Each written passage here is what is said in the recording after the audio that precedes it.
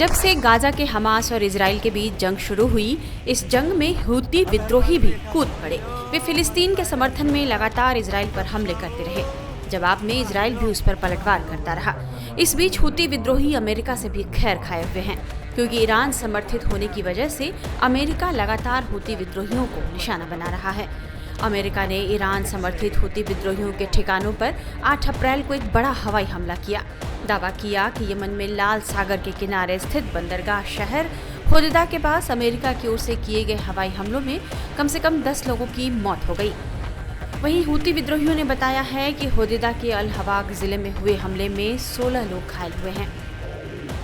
Yemen के Houthi विद्रोहियों ने कहा कि उसने भी हवाई कार्रवाई में अमेरिकी MQ-9 ड्रोन को गिराया है। हूती विद्रोहियों का मानना है कि इस हमले में अमेरिका का साथ अब सऊदी अरब भी दे रहा है। लिहाजा व अमन के हूती विद्रोहियों और सऊदी अरब के बीच बड़ी लड़ाई शुरू होने का खतरा बढ़ता जा रहा है। हूतियों ने सऊदी अरब को सीधी धमकी दी है कि वो अमेरिका के साथ मिलकर उस पर हमला न करे। उन्होंने यह भी कहा है कि अगर सऊदी अरब ऐसा करता है तो इसके तेल ठिकानों पर हमला करेंगे।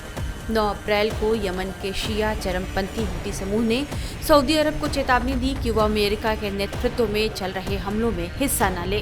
हूती सेना ने कहा है, सऊदी अरब और अमेरिका मिलकर यमन पर हमला करने की तैयारी कर रहे हैं, जो इजराइल के हित में है। उन्होंने सऊदी अरब को चेतावनी देते हुए लिखा, इसमें शामिल मत होना, वरना तुम्हारा तेल भी नहीं बचेगा। सेना ने आगे कहा कि अगर सऊदी अरब ने हमला किया तो हम उसके आसमान को आग से भर देंगे और पूरी दुनिया ये नज़ारा देखेगी। आपको बता दें कि सऊदी अरब पहले भी यमन में हूती विद्रोहियों के साथ करीब 10 साल तक लड़ाई लड़ चुका है, लेकिन वह इस शिया समूह को पूरी तरह रोक नहीं पाया। जब हूतियों ने यमन की राजधानी सना पर कब्जा कर लिया तो सऊदी अरब ने इस युद्ध से खुद को बाहर निकालने की कोशिश की। इसी दौरान 7 अक्टूबर 2023 को हमास ने इजराइल पर हमला कर दिया। इसके जवाब में इजराइल ने गाजा में बड़ा सैन्य अभियान शुरू कर दिया, जिसकी वजह से सऊदी अरब और हूतियों के बीच चल रही शांति बातचीत बीच में ही रुक गई। इजराइल के हमलों के बाद फिलिस्तीन का समर्थन करते हुए यमन के हूती विद्रोहियों ने लाल सागर से गुजरने वाले जहाजों पर हमले शुरू कर दिए। यह रास्ता दुनिया के व्यापार के लिए बहुत जरूरी है। इसी खतरे को देखते हुए अमेरिका और उसके साथ पश्चिमी देशों की सेनाओं ने हूतियों के खिलाफ सैन्य अभियान शुरू किया, ताकि समुद्री रास्ते को सुरक्षित रखा जा सके।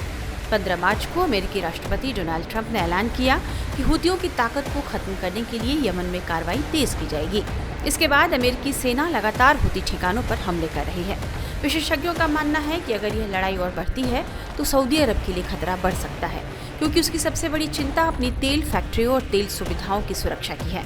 ऐसा माना जा रहा है कि अपने तेल को बचाने के लिए अमेरिका के साथ पुराने सैन्य रिश्तों की वजह से सऊदी अरब भी चुपचाप इस अभियान में शामिल हो गया है।